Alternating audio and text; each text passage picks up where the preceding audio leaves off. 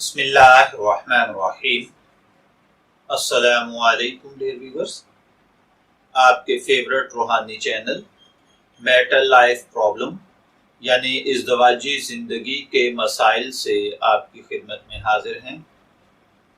हमारा आज का टॉपिक है इज़्दिवाजी ज़िंदगी के रिश्तों को खुशगवार बनाने का तरीका।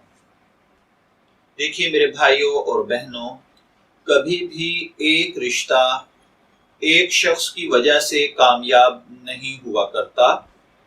ताली हमेशा दोनों हाथों से बजती है।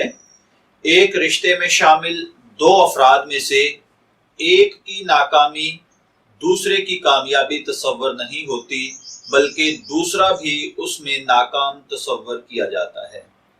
या तो दोनों कामयाब होते हैं या दोनों ही नाकाम होते हैं। मसलन सास अच्छी हो और बुरी बहू, ये हो नहीं सकता। दामाद अच्छा और ससुराल बुरा, मैं नहीं मानता। शोहर दुरुस्त बीवी गलत नहीं हुआ करती। दो दोस्तों में से एक सही और एक गलत, ये मानने वाली बात नहीं है, क्योंकि दो अफराद पर मुश्तमिल कोई भी ताल्लुक दोनों अफराद की कामयाबी या नाकामी का ऐलान है। ऐसा नहीं होता कि मैं तो दुरुस्त हूं लेकिन मुझे सारी दुनिया ही गलत मिली है। नहीं नहीं, मैंने अर्ज किया कि ताली दो हाथों से बजती है। एक हाथ हट जाए तो खाली हाथ अलविदा कहने के लिए तो इस्तेमाल होता है, मुसाफा करने के लिए इस्तेमाल नहीं हो सकता। समझ लीजिए, जिस शोहर की बीवी अच्छी नहीं इसलिए कि वो बाहर मुंह मारता है, उसूल ये कहता है कि सिर्फ वो बीवी नहीं बल्कि वो शोहर भी नाकाम है। रिश्ते की कामयाबी या नाकामी की जिम्मेदारी का बोझ 50-50 नहीं होता। रिश्ते में शामिल दो अफराद में से एक को बरतरी हासिल होती है, उम्र की, मुआश की, ताकत की। जिसके पास ताकत है जिम्मेदारी भी उसी की ज्यादा है। सास को होम ग्राउंड पर खेलने की बरतरी हासिल होती है। बहू नई जगह आई है तो जिम्मेदारी सास की ज्यादा है कि वो बहू को दुरुस्त माहौल मुहैया करे। जब सास बहू को नीचा दिखाएगी, पहली कोशिश उसकी ये होगी कि वो यहाँ पर अपने कदम न जमा सके, या वो अपनी बर्तरी को कायम रखने के लिए, अपनी फजीलत को कायम रखने के लिए अपनी बहू को नीचा दिखाएगी, तो फिर वो अपना दर्जा और फजीलत खो देगी और नाकाम सास बन जाएगी। बाद में भले ढिंडोरा पीटती रहे कि मुझे बहू अच्छी नहीं मिली, रिश्ता उसने खुद नाकाम बनाया है और उसने अपनी बहू को ये रास्ता खुद दिया है कि वो उसके सामने खड़ी हो जाए और उसकी बर्तरी और फजीलत को चैलेंज करे।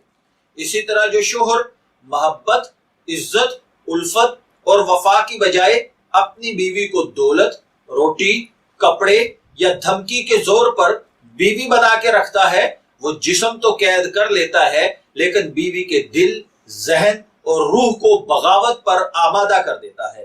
दूसरी औरत या दूसरी शादी की धमकी हर दफा बीवी को शोहर से आजाद किए चले जाती है, हत्ता कि एक रोज वो खुद इस कच्चे धागे को तोड़ने के दर पे हो जाती है। इसी तरह वालिदैन और औलाद के रिश्ते में भी मजबूत बुनियाद पर पायदार ताल्लुक की इमारत उठाना वालिदैन की जिम्मेदारी है। याद रखें, बच्चे हमसे होते हैं लेकिन हमारे लिए नहीं होते। उनका जमाना और है। अगर वो वालिदैन के साथ अच्छा बर्ताव रखें तो ये एहसान के दर्जे में आता है। वालिदैन को उफ न कहना उनका फर्ज है, लेकिन मोहब्बत और फरमाबरदारी वालिदैन की तरबियत से पैदा होती है। इसी तरह हर रिश्ते में दोनों फरीक कामयाब होते हैं या दोनों ही नाकाम। जिद और अना के रिश्ते में दोनों फरीक जीत जाते हैं। अगर हारता है तो सिर्फ रिश्ता, टूटता है तो सिर्फ रिश्ता। इसलिए मेरे भाइयों और बहनों, रिश्तों को हारने और टूटने से बचाइए। अगर मैं और आप कोई गलती और खामी के हामिल हैं तो हमें उसको सुधारना चाहिए। दूसरे को भी बराबर का इंसान समझना चाहिए, दूसरे को भी अपने साथ मिलाकर चलना चाहिए। ये नहीं है कि मैं बरतर हूं तो मैं सब कुछ करूंगा, सारी गलतियां तुम्हारी हैं, सारी अच्छाइयां मेरी हैं। ऐसा नहीं होता। ऐसा होने से दूसरे के जहन में और दिल में बगावत पैदा होती है और ये बगावत आगे चलकर बहुत बड़ा नुकसान खड़ा कर सकती है। इसलिए رشتوں کو نبھائیں، ہار جانے سے کچھ نہیں ہوتا۔ اگر آپ رشتہ نبھا لیتے ہیں تو آپ کامیاب ہیں اور آپ جیت چکے ہیں۔ میں دعا گو ہوں کہ اللہ تعالی ہمیں ان باتوں کو سمجھ کر ان پر عمل کرنے کی توفیق عطا فرمائے۔ اجازت چاہیں گے، پھر ملیں گے کسی نئے روحانی ٹاپک کے ساتھ۔ تب تک کے لیے اللہ حافظ۔